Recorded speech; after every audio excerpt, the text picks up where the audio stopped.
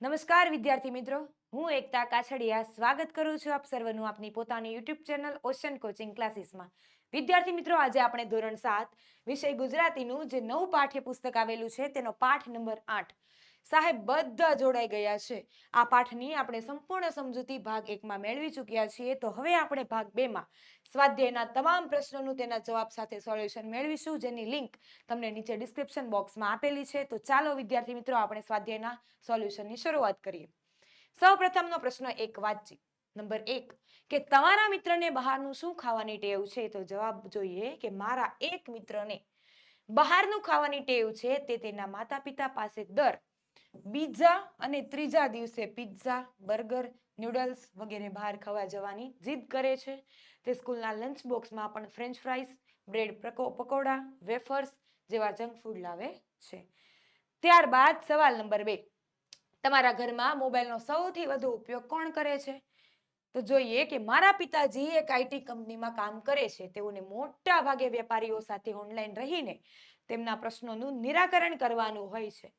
આથી તેઓ અમારા ઘરમાં મોબાઈલનો સૌથી વધુ ઉપયોગ કરે છે.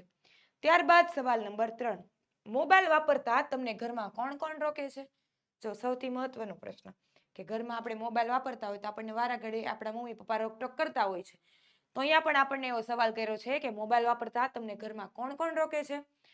તો જવાબ જોઈએ કે હું મોબાઈલનો અભ્યાસાર્થે એટલે કે ખૂબ મર્યાદિત ઉપયોગ કરું છું. છતાં મારા ઘરમાં મને વધુ મોબાઈલ વાપરતા મમ્મી પપ્પા અને દાદા એમ ઘરના બધા વડીલો રોકે છે. ત્યારબાદ સવાલ નંબર 4, તમે કેવા કેવા પ્રસંગે બહાર જમવા જાઓ છો?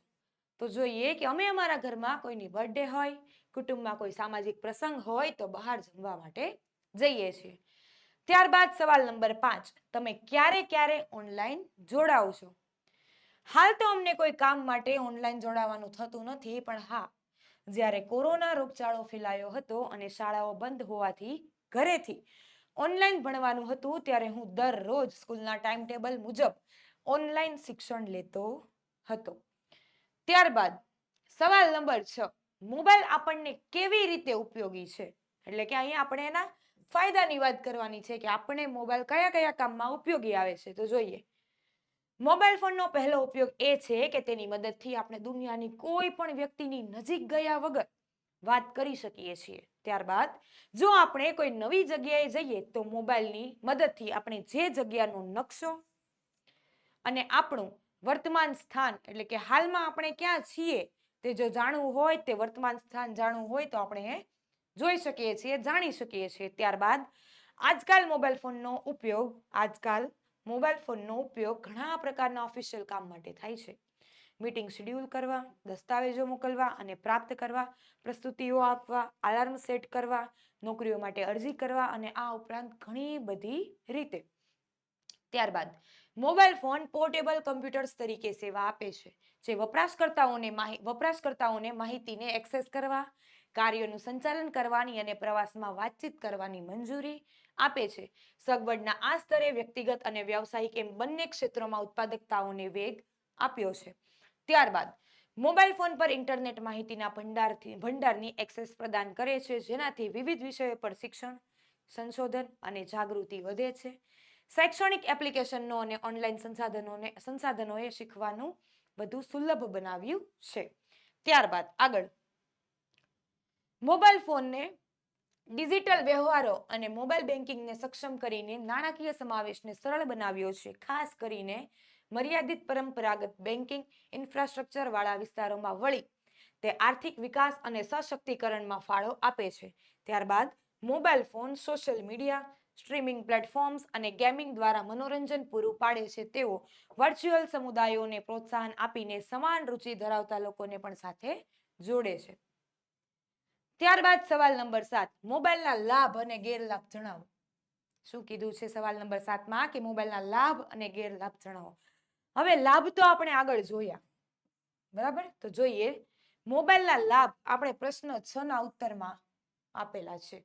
એટલે કે આપણે આની આગળનો જે પ્રશ્ન હતો ને એના ઉત્તરમાં આપણે શું જોયું? મોબાઈલના લાભ, એના ફાયદા, કે ભાઈ મોબાઈલ આપણને કઈ કઈ રીતે ઉપયોગી છે. તો વિદ્યાર્થી મિત્રો, જે વસ્તુના ફાયદા છે એ વસ્તુના સાથે સાથે એટલા પ્રમાણમાં ગેરફાયદા પણ છે. તો આપણે આ લાભ અને ગેરલાભ આ બંને વિશે આપણને માહિતી હોવી ખૂબ જરૂરી છે. તો મોબાઈલના લાભ પ્રશ્ન 6 ના ઉત્તરમાં આપેલા છે, એમાં આપણે અભ્યાસ કરી લીધો. તો હવે દરેક સિક્કાની કેટલી બાજુ હોય છે? 2 બાજુ હોય છે. તે પણ સાચું છે કે મોબાઈલના ઘણા ગેરફાયદા છે. જો મોબાઈલના લાભ તો છે, ફાયદા તો છે, પણ સાથે સાથે શું છે? એના ગેરફાયદાઓ પણ છે, જેની માહિતી રાખવી આપણા માટે મહત્વપૂર્ણ છે. કેટલાક છોકરા છોકરીઓ રાત દિવસ મોબાઈલમાં રોકાયેલા રહે છે.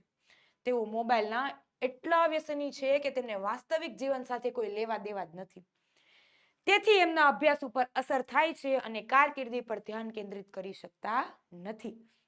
મોબાઈલ ફોનનો સતત ઉપયોગ લોકોના સ્વાસ્થ્યને અસર કરે છે. શરીરમાં જે રેડિયેશન જાય છે, જેનાથી ઘણું નુકસાન પણ થાય છે. ત્યારબાદ મોબાઈલ ફોનમાં ઇન્ટરનેટ અને કોલ માટે પૈસા ખર્ચવા પડે છે અને આ ખર્ચ પણ વધે છે. આજકાલ મોબાઈલમાં આપણે આપણા બધા ડેટાને વ્યક્તિગત માહિતી પણ રાખીએ છીએ. જો ક્યારેય મોબાઈલનો ડેટા ચોરી કરવામાં આવે તો લોકોના જીવનનું કે આર્થિક નુકસાનનું જોખમ રહે છે. ત્યારબાદ શું કહે છે કે મોબાઈલના વધુ પડતા ઉપયોગથી લોકોને ઊંઘ ન આવવા જેવી સમસ્યાઓ શરૂ થાય છે. મા બાપ બાળકોને મોબાઈલ આપીને બાળકનું બાળપણ છીનવી લે છે. ડ્રાઇવિંગ કરતી વખતે મોબાઈલ ફોનનો ઉપયોગ અકસ્માતો અને જાનહાનિમાં પણ વધારો લાવે છે. શું કીધું છે કે ડ્રાઇવિંગ કરતી વખતે મોબાઈલ ફોનનો જો ઉપયોગ કરવામાં આવે તો એનાથી શું થાય? તો કે અકસ્માત અને જાનહાનિમાં પણ વધારો થાય છે. ત્યારબાદ હાલમાં લોકો સામાજિક મેળાવડાઓમાં રૂબરૂ જવાને બદલે મોબાઈલના ઓનલાઈન કોલિંગમાં મળવાનું વધારે પસંદ કરે છે. તો વિદ્યાર્થી મિત્રો, આગળ વધતા પહેલા તમારા માટે ખાસ નોંધ છે. ધોરણ 7 ગુજરાતીના બધા જ પાઠની સમજૂતી અને સ્વાધ્યાયના સોલ્યુશનની PDF તથા બુકની લિંક તમને નીચે ડિસ્ક્રિપ્શન બોક્સમાં આપેલી છે. ત્યાંથી પણ તમે આ PDF અને બુક મેળવી શકો છો, અથવા અહીંયા આપેલા નંબર પરથી પણ તમે સંપર્ક કરીને મેળવી શકો છો, અથવા પ્લે સ્ટોર ઉપર જઈને ઓશન કોચિંગ ક્લાસીસ એપ્લિકેશનને અત્યારે જ ડાઉનલોડ કરો. તેના પરથી પણ તમે આ PDF અને બુક મેળવી શકો છો. તો ત્યારબાદ હવે આગળ વધીએ તો પ્રશ્ન નંબર 2. વાક્યો વાંચી સાચા વાક્યની સામે ખરાની નિશાની કરો. તો જોઈએ, મમ્મીએ મોબાઈલ લઈ લેતા મેં દેકારો મચાવ્યો. નંબર 1. નંબર 2, બાળકોને ગેમ રમવાની રજા મળતા કાગરોળ કરી. નંબર 3, સમડી કાગડાના બચ્ચાને ઉપાડી ગઈ તેથી કાગડાઓએ કાગરોળ કરી. નંબર 4, બસ દુર્ઘટનાના સમાચાર સાંભળતા જ મુસાફરો વલોપાત કરવા લાગ્યા.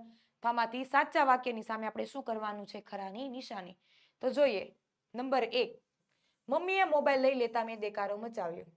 બરાબર, આ વાક્ય સાચું છે તો આપણે એની બાજુમાં ખરાની નિશાની કરવાની. ત્યારબાદ નંબર 3, સમડી કાગડાના બચ્ચાને ઉપાડી ગઈ તેથી કાગડાઓએ કાગારોળ કરી. બરાબર, એ વાક્ય સાચું છે તો આપણે ત્યાં ખરાની નિશાની કરવાની.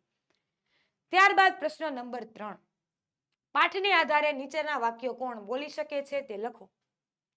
નંબર 1, પણ મોબાઈલ અમારે તો જોવો હોય ને. શું કીધું છે કે પણ મોબાઈલ અમારે તો જોવો હોય ને. તો અહીંયા શું આવશે? રાજેશ. ત્યારબાદ નંબર 2, આજની આપણી મીટિંગનો વિષય તો તમને ખબર જ છે ને. આ કોણ બોલતું હતું? શિક્ષક. નંબર 3, હું એકલો ક્યાં વડાપાઉં ખાઉં છું? તું પણ ખાય જ છે ને. આ કોણ બોલતું હતું? વિવાન. નંબર 4, આપણે સાયબર ગુનાથી બચવું જોઈએ, નહીં તો શું થાય? નુકસાન થાય. આ શિક્ષક કહેતા હતા. ત્યારબાદ પ્રશ્ન નંબર 4, અ વિભાગના જોડકાને બ વિભાગના જોડકા સાથે જોડો. અ વિભાગ અને બ વિભાગ આપ્યો છે. અ વિભાગમાં કીધું છે કે વારંવાર ફાસ્ટ ફૂડથી. નંબર 2, વડીલોનો આદર કરવો. નંબર 3, અજાણી વ્યક્તિને OTP આપીએ તો. નંબર 4, મોબાઈલનો. નંબર 5, મિલ્ટસના ખૂબ ફાયદા છે. અને બ વિભાગમાં શું આપ્યું છે કે એમાં આપ્યું છે કે સારા સંસ્કારની નિશાની છે. બીમાં આપ્યું છે આપણી સાથે છેતરપિંડી પણ થાય છે. સીમાં આપ્યું છે કે સદુપયોગ કરવો જોઈએ. ડીમાં આપ્યું છે તેથી તેને ચમત્કારી અનાજ કહેવાય. અને ઈમાં આપ્યું છે કે પાચન તંત્ર બગડે છે. તો જોઈએ શું આવશે. સૌપ્રથમ નંબર 1, વારંવાર ફાસ્ટ ફૂડથી પાચન તંત્ર બગડે છે. ત્યારબાદ નંબર 2, વડીલોને આદર કરવો. જવાબ શું આવશે? એ સારા સંસ્કારની નિશાની છે. નંબર 3, અજાણી વ્યક્તિને OTP આપીએ તો આપણી સાથે શું થાય? બીમાં આપ્યું છે છેતરપિંડી થાય. મોબાઈલ ફોનનો સદુપયોગ કરવો જોઈએ. મિલ્ટસના ખૂબ ફાયદા છે તેથી તેને ચમત્કારી અનાજ કહેવાય છે. ત્યારબાદ જોઈએ આગળ. પ્રશ્ન નંબર 5. આપેલ જાહેરાતને આધારે પ્રશ્નોના ઉત્તર લખો. અહીંયા તમને જાહેરાત આપેલી છે. અતિથિ કાઠિયાવાડી લોજ, બરાબર, જ્યાં જમવાનું મળે, 100% વેજીટેરિયન. તો અહીંયા શું કીધું છે? 100% વેજીટેરિયન. હવે અહીંયા એની વિશેષતાઓની વાત કરી છે કે ભાઈ આ અતિથિ કાઠિયાવાડી લોજ છે, આ લોજની શું શું વિશેષતા છે એની વાત કરી છે કે મિલ્ટસમાંથી બનાવેલી વાનગીઓ શનિ રવિમાં અવશ્ય મળશે. બીજું કીધું છે કે બાળકો માટે રમત ગમતના સાધનો. ત્રીજું કીધું છે કે અમારે ત્યાં પાવની એક પણ વસ્તુ મળતી નથી. પછી આ બાજુ પણ તમને કીધું છે, અહીંયા જોઈએ સૌ પ્રથમ, દર પૂનમે લંચ અને ડિનર કેટલા રૂપિયામાં? 150માં. અનલિમિટેડ લંચ ₹200માં અને ડિનર ₹230માં. બરાબર, અહીંયા તમને આપેલું જ છે. ખાસ નોંધ, શું કહે છે કે ભોજનનો બગાડ કર્યો હશે તો બમણી રકમ ચૂકવવી પડશે.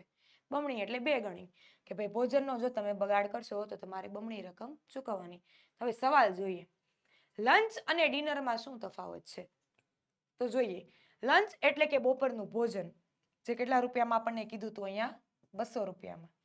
અને ડિનર એટલે કે રાત્રિનું ભોજન, જે આપણને અહીંયા કેટલા રૂપિયામાં કીધું છે? 230 રૂપિયામાં. અનલિમિટેડ છે. લંચ એટલે કે બપોરનું ભોજન, જે ₹200માં, અને ડિનર એટલે કે રાત્રિનું ભોજન, જે ₹230માં અનલિમિટેડ છે. ત્યારબાદ સવાલ નંબર 2, મહિનામાં કેટલી વાર ₹150માં ભોજન મળશે? તો મહિનામાં 2 વાર લંચ અને ડિનર. ક્યારે? તો કે પૂનમના દિવસે. કેટલા રૂપિયામાં મળશે? તો કે 150માં ભોજન મળશે. મહિનામાં 2 વાર લંચ અને ડિનર એટલે કે પૂનમના દિવસે ₹150માં ભોજનમાં મળશે. ત્યારબાદ સવાલ નંબર 3, અહીં 100% વેજીટેરિયન કેમ લખ્યું હશે? બરાબર, શરૂઆતમાં જ લખ્યું હતું કે ભાઈ શું? તો કે ભાઈ 100% વેજીટેરિયન. તો કાઠિયાવાડી ગુજરાતી લોજ હોવાથી ત્યાં 100% વેજીટેરિયન લખ્યું હશે, ત્યાં ફક્ત શાકાહારી ભોજન જ મળતું હશે. સવાલ નંબર 4, તમારે બમણા રૂપિયા ક્યારે ચૂકવવા પડશે?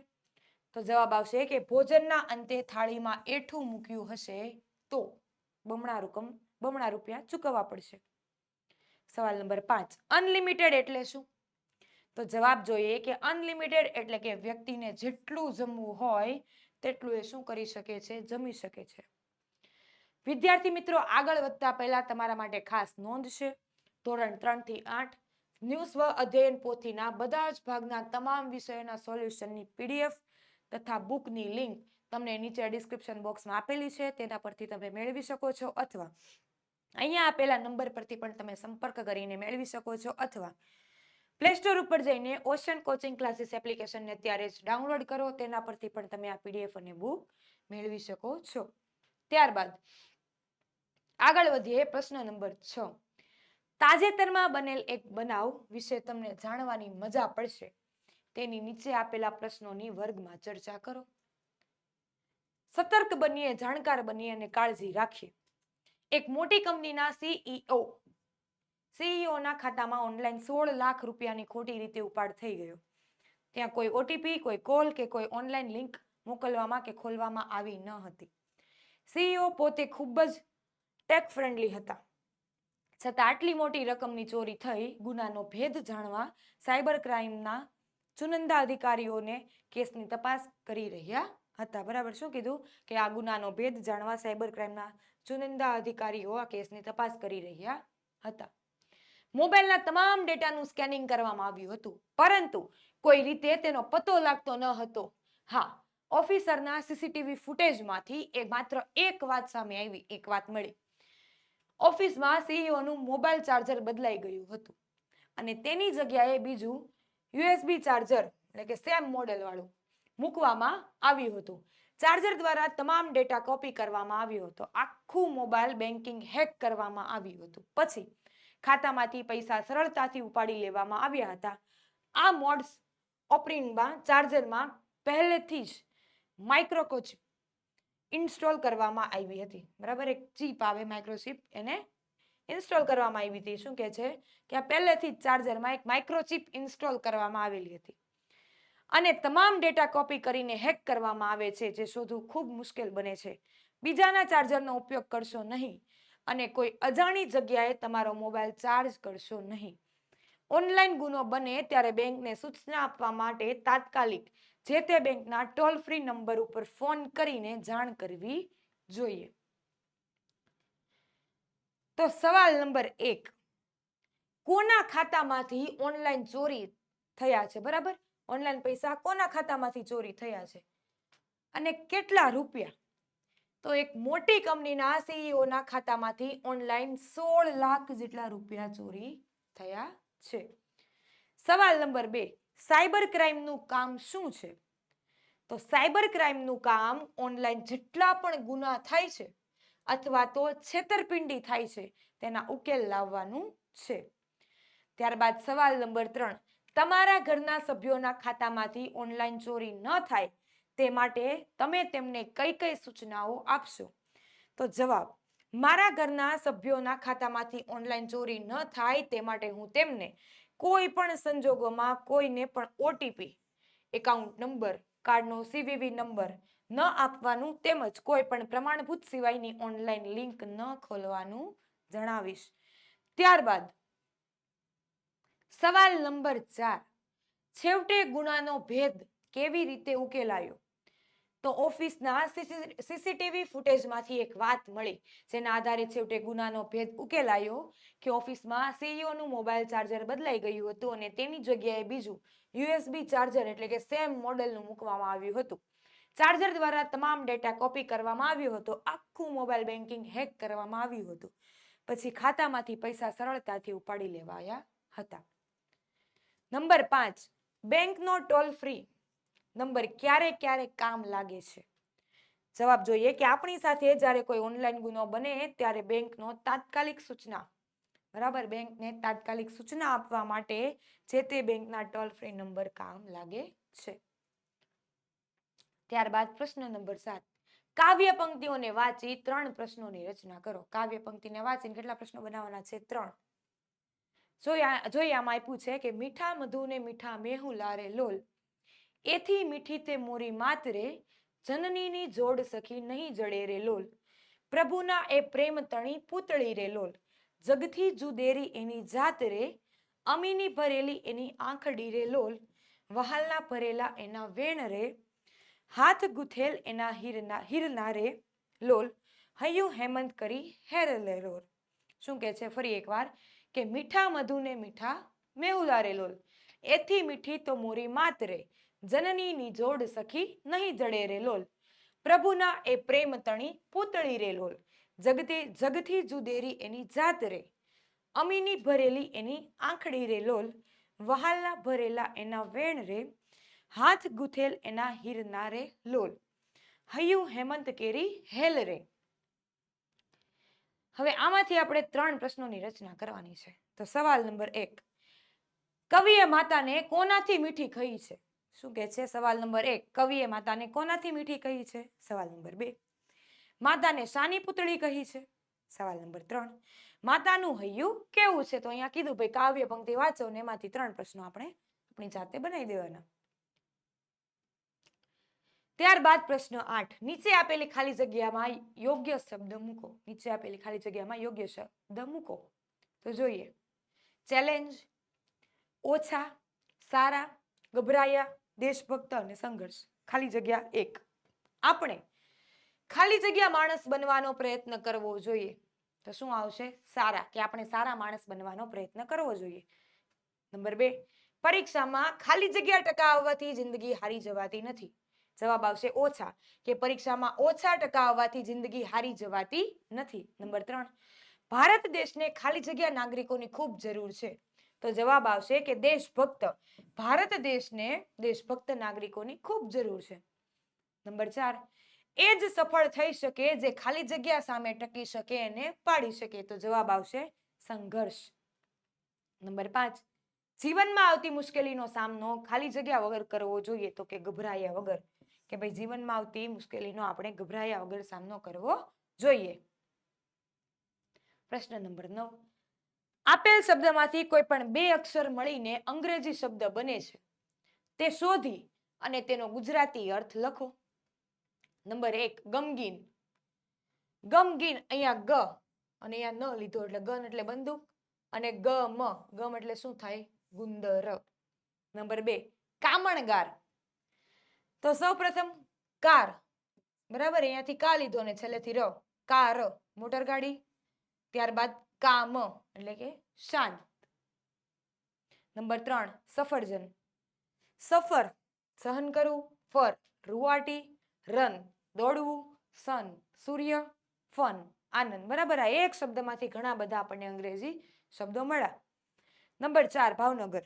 રન દોડવું, ગન બંદૂક. પ્રશ્ન નંબર 10 નીચેના બે શબ્દોનો ઉપયોગ કરીને વાક્ય બનાવો. ઉદાહરણ જીવન, મરણ. તો જોઈએ, મરણ પહેલા દરેકને સારા જીવનની અપેક્ષા હોય છે. શું કીધું છે કે આ બે શબ્દોનો ઉપયોગ કરીને એક નવું વાક્ય બનાવવાનું છે. તો મરણ પહેલા દરેકને સારા જીવનની અપેક્ષા હોય છે. નંબર 2 સફળ એટલે નિષ્ફળ. જીવનની ઘટમાળામાં ક્યારેય સફળ થવાય તો ક્યારેય નિષ્ફળ. નંબર 3 આદર વિરુદ્ધાર્થી અનાદર. જીવનમાં આદર મળે કે અનાદર, આપણે તો બસ ચાલ્યા કરવું. જીવનમાં તમને આદર માન મળે કે ના મળે, આપણે શું કરવાનું, ચાલ્યા રાખવાનું. નંબર 3 લાભ, એનું વિરુદ્ધાર્થી ગેરલાભ. કોઈની સાથે દગો કરવામાં આપણે લાભ જણાય છે, પણ અંતે તેનાથી શું થાય છે, ગેરલાભ થાય છે. નંબર 4 પ્રવૃત્ત અને નિવૃત્ત. સતત પ્રવૃત્ત રહી કામ કરનારને નિવૃત્ત રહેવું ગમતું નથી. માન, તેનું વિરુદ્ધાર્થી અપમાન. સજ્જનો માન અપમાનની પરવા કર્યા વિના સતને માર્ગે ચાલે છે. ત્યારબાદ પ્રશ્ન 11, આપેલા પ્રશ્નોના ઉત્તર લખો. ઓનલાઈન મીટિંગના ફાયદા જણાવો. સવાલ આપણને પહેલો આપ્યો છે કે ઓનલાઈન મીટિંગના ફાયદા જણાવો. જોઈએ જવાબ. ઓનલાઈન મીટિંગના ફાયદા નીચે મુજબ છે. સૌથી પહેલો મુદ્દો નંબર 1, ઓનલાઈન મીટિંગ કમ્યુનિકેશનની ગુણવત્તામાં સુધારો કરી શકે છે. નંબર 2, ઉચ્ચ ગુણવત્તાવાળી ઓનલાઈન મીટિંગ દૂરના સાથીદારો અને ગ્રાહક વચ્ચે સ્થિર અને મૈત્રીપૂર્ણ સંબંધો બનાવે છે. નંબર 3, દૂરના આ મૈત્રીપૂર્ણ સંબંધો તમને લાંબા અંતરની મુસાફરી કર્યા વિના પ્રવાસ ખર્ચ ઘટાડવામાં મદદ કરે છે. નંબર 4, ટૂંકી ઓનલાઈન મીટિંગ દ્વારા સમસ્યાઓને ઝડપી તપાસીને તેને ઉકેલી શકો છો. નંબર 5, સારી ઓનલાઈન મીટિંગ એ માત્ર સરળ ઓડિયો અને વિડીયો કમ્યુનિકેશન કરતા વધુ છે. આ ઉચ્ચ ગુણવત્તાવાળા સંચાર બધા સહભાગીઓને ફાઇલ શેરિંગ જેવા સરળ અને ઉપયોગી સાધન પ્રદાન કરે છે. વાતચીત તેમજ ચર્ચા કરવા એ તમામ સાધનોનો સરળતાથી ઉપયોગ કરી શકાય છે. દરેક સહભાગીની કાર્યક્ષમતામાં વધારો થાય છે. નંબર 6, ઓનલાઈન મીટિંગમાં દસ્તાવેજો અને જોડાણો મોકલવાનું સરળ હોય છે. નંબર 7, તમે જ્યાં પણ હોવ, ટેક્સીમાં, એરપોર્ટ પર, તમે મીટિંગમાં હાજરી આપી શકો છો. નંબર 8, ઈચ્છા મુજબ આખી મીટિંગનો રેકોર્ડ ઓડિયો વિડીયો ફોર્મેટમાં મેળવી શકો છો અને એ રેકોર્ડ જેઓ મીટિંગમાં હાજર રહી શક્યા નથી એમને ફાઇલ રૂપે મોકલી શકાય છે. સવાલ નંબર 2, શરીરની તંદુરસ્તી જાળવી રાખવા શું કરવું જોઈએ? તો શરીરની તંદુરસ્તી જાળવી રાખવા આપણે દરરોજ યોગ્ય પોષણયુક્ત અને રેસાયુક્ત આહાર લેવો જોઈએ. નિયમિત વ્યાયામ કરવો જોઈએ. નિયમિત પૂરતી ઊંઘ લેવી જોઈએ. જંક એટલે કે ફાસ્ટ ફૂડની ત્યાગ કરવો જોઈએ. મોબાઈલનો વધુ પડતો ઉપયોગ ન કરવો જોઈએ અને ડિપ્રેશનમાં રહેવું ન જોઈએ. ત્યારબાદ સવાલ નંબર 3, સાયબર ક્રાઇમથી બચવા આપણે શું શું કરવું જોઈએ? જવાબ જોઈએ કે સાયબર ક્રાઇમથી બચવા નીચેની તકેદારી એટલે કે સાવચેતી રાખવી જોઈએ. નંબર 1, કેવાયસી ફ્રોડથી દૂર રહેવું. કોઈ પણ બેંક તમને કેવાયસી માટે કોલ કરતી નથી. કેવાયસી ના થવાને કારણે તમારું એકાઉન્ટ બંધ થશે નહીં. તેથી કેવાયસીના નામે આવતા કોઈ પણ કોલ પર પ્રતિક્રિયા આપવી નહીં. તેમજ ઓટીપી, પિન, ટીપીઆઈએન જેવી મહત્વપૂર્ણ માહિતી કોઈની સાથે શેર કરવી નહીં. નંબર 2, લોભામણી જાહેરાતોથી બચવું. વ્યક્તિ સસ્તી ખરીદીના ચક્કરમાં મોટું નુકસાન કરી બેસે છે. ઓનલાઈન ખરીદી કરતા વેબસાઇટની વિશ્વસનીયતા તપાસી લેવી જોઈએ. આગળ, ગૂગલ માય બિઝનેસ ફેસિલિટીનો આજે ઘણા ઠગો દુરુપયોગ કરી રહ્યા છે. શું કીધું છે કે ગૂગલ માય બિઝનેસ ફેસિલિટીનો આજે ઘણા ઠગો દુરુપયોગ કરી રહ્યા છે. ગ્રાહકો આ વેબસાઇટમાં સંપર્ક કરે ત્યારે સામેની વ્યક્તિને કસ્ટમર કેર એક્ઝિક્યુટિવ સમજી બેસે છે. ત્યારબાદ તેને અનુસરે છે અને તેનાથી રૂપિયા ગુમાવે છે. મોબાઈલ ઓપરેટર સાથે કમ્યુનિકેશન માટે પાસવર્ડ જરૂર રાખવો. જો તમારા મોબાઈલ ઓપરેટર તમને તમારા કમ્યુનિકેશન માટે એક અલગ પાસવર્ડ કોડ અથવા તો પિન સેટ કરવાની મંજૂરી આપે તો તે અવશ્ય કરો, જેથી તમે સિમ સ્વેપિંગ દ્વારા કરવામાં આવતી છેતરપિંડીથી બચી શકશો. ત્યારબાદ આગળ કે ધ્યાનમાં રાખો કે સિમ કાર્ડ બદલવું જોખમી બની શકે છે. છેતરપિંડી કરનાર વ્યક્તિ તમારા મોબાઈલ નંબર તેમજ અન્ય ખાનગી માહિતી મેળવી મોબાઈલ કંપની પાસેથી તમારું સિમ કાર્ડ ખોવાઈ ગયાની ફરિયાદ કરીને નવું સિમ કાર્ડ મેળવી લે છે, જેનું સંસાધન સિસ્ટમ સ્વેપિંગ કહે છે. તે વ્યક્તિ તે પછી તમારી તમામ માહિતીને એક્સેસ કરી શકે છે. દરેક ક્રેડિટ ડેબિટ કાર્ડ પાછળ 3 આંકડાનો નંબર રહેલો હોય છે, જેને CVV card verification value number કહે છે, જેનો ઉપયોગ ઓનલાઈન પેમેન્ટ માટે થતો હોય છે. આ નંબર કોઈને આપવો નહીં કે ફોનમાં કોઈ સાથે શેર કરવો નહીં. જો આ તકેદારીથી વર્તશો નહીં તો આર્થિક જોખમનો સામનો કરવાનો થશે. ત્યારબાદ તમારી સાવચેતી અને સમજદારીપૂર્વકનો વ્યવહાર જ સાયબર ક્રાઇમને અટકાવી શકશે. સવાલ નંબર 4, દેશભક્ત કોને કહેવાય? દેશનો કોઈ પણ નાગરિક કોઈ પણ જગ્યાએ પોતાની આજીવિકા ચલાવવા કોઈ પણ પરિસ્થિતિમાં દેશ માટે સારું વિચારે અને દેશના વિકાસમાં પોતાનાથી બનતું યોગદાન આપે અથવા દેશની વ્યવસ્થામાં અવરોધરૂપ ન થાય, તેને સાચો દેશભક્ત કહેવાય. પ્રશ્ન નંબર 12, નીચેનું ઉદાહરણ વાંચી તે મુજબ બીજા વાક્યો લખો. ઉદાહરણ, શિક્ષકથી પ્રવૃત્તિ તૈયાર થઈ, શિક્ષક વડે પ્રવૃત્તિ તૈયાર કરાઈ. તો હવે આ પ્રમાણે આપણે વાક્ય તૈયાર કરવાના છે. નંબર 1, રોહિતે સદી કરી, તો શું આવશે કે રોહિત વડે સદી કરાઈ. સવાલ નંબર 2, માતાએ પુત્રને દૂધ આપ્યું, માતા વડે પુત્રને દૂધ અપાયું. નંબર 3, ગુરુજીએ શિષ્યને પ્રેરણા આપી, ગુરુજી વડે શિષ્યને પ્રેરણા અપાઈ. પ્રશ્ન નંબર 13, પ્રત્યય મૂકી ખાલી જગ્યા પૂરો. આ પત્ર મહેશ ને આપજો. નંબર 2, બા ખાલી જગ્યા પત્રમાં ખૂબ જ યાદ લખાવી છે. તો એ પ્રત્યય શું આવ્યો? એ કે બાએ પત્રમાં ખૂબ જ યાદ લખાવી છે. નંબર 3, મારા ખાલી જગ્યા સહન થતું નથી, કે મારાથી સહન થતું નથી. નંબર 4, મીના ખાલી જગ્યા મીટિંગમાં હાજરી આપી. તો આમાં કયો પ્રત્યય મૂકવાનો છે? એ કે મીના એ મીટિંગમાં હાજરી આપી. નંબર 5, વિદ્યાર્થીઓ ખાલી જગ્યા પ્રવાસમાં ગયા, વિદ્યાર્થીઓને પ્રવાસમાં લઈ ગયા. ફરી એકવાર, વિદ્યાર્થીઓને પ્રવાસમાં લઈ ગયા. ઉપરની વિગતોમાં તમે જોયું હશે કે આ પત્ર મહેશને આપજો. આ વાક્યમાં મહેશને મહેશ શબ્દમાં ને પ્રત્યય લગાવવામાં આવ્યો છે.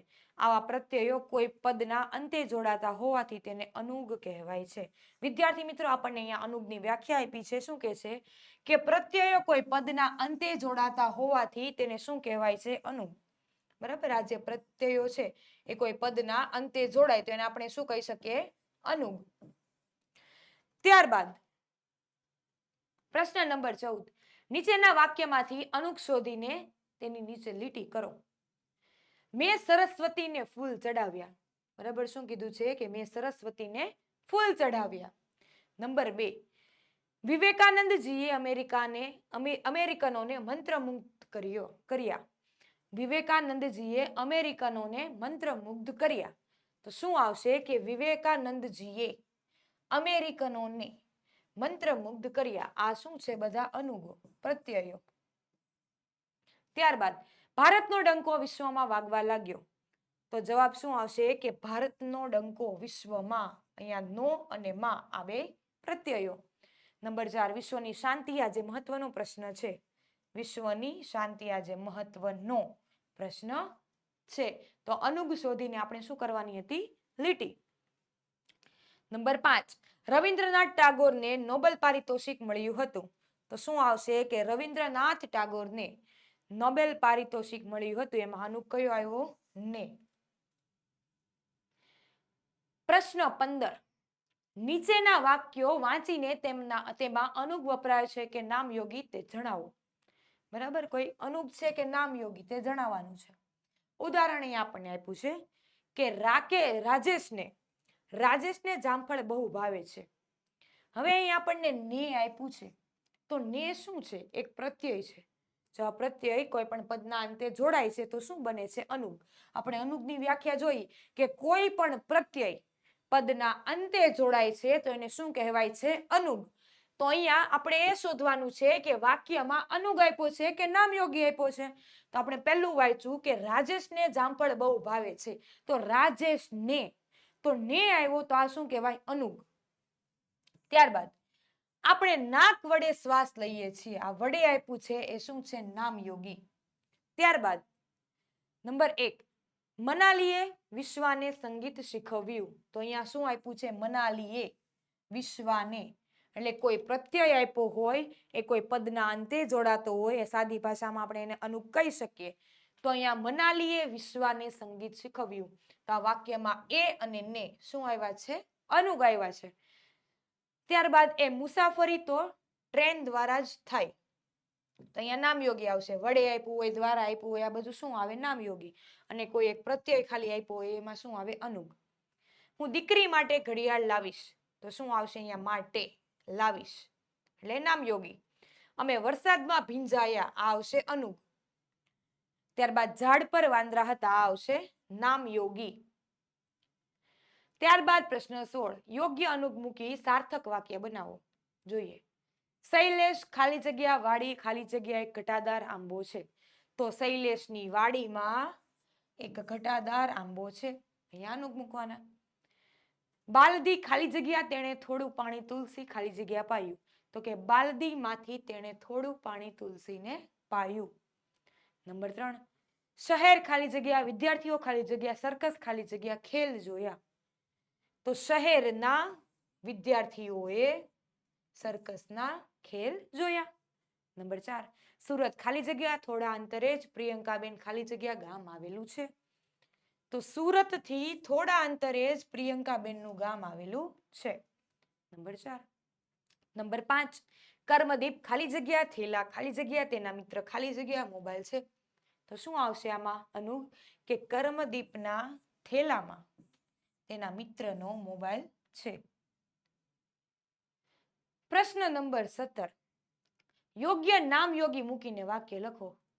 બરાબર, અહીંયા આપણને પ્રત્યય આપ્યા છે ને અહીંયા નામયોગી આપ્યા છે. કે તે ઘરમાં ખાટલે બેઠો, આ એક આપણને સાદું વાક્ય આપ્યું છે પ્રત્યય વાળું. તો આપણે એને શું બનાવવાનું છે? નામયોગી. કે તે ઘરમાં ખાટલા પર બેઠો છે. અને આગળના પ્રશ્નમાં આપણે અનુગ મૂકીને સાર્થક વાક્યો બનાવ્યા હતા.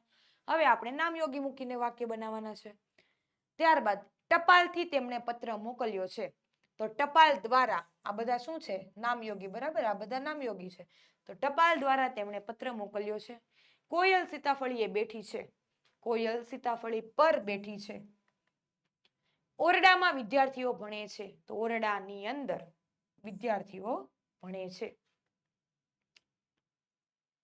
પ્રશ્ન નંબર 18, આપેલી બાબતોને અંગમુદ્રા અથવા મુખ મુદ્રા દ્વારા રજૂ કરો. તમે કોઈની પતંગ કાપો છો. બરાબર, અંગમુદ્રા અને મુખ મુદ્રા એટલે બંને દ્વારા તમે રજૂ કરી શકો છો. તમે ગરબે રમી રહ્યા છો. નંબર 2. નંબર 3, તમે જળાશયમાં નાહી રહ્યા છો.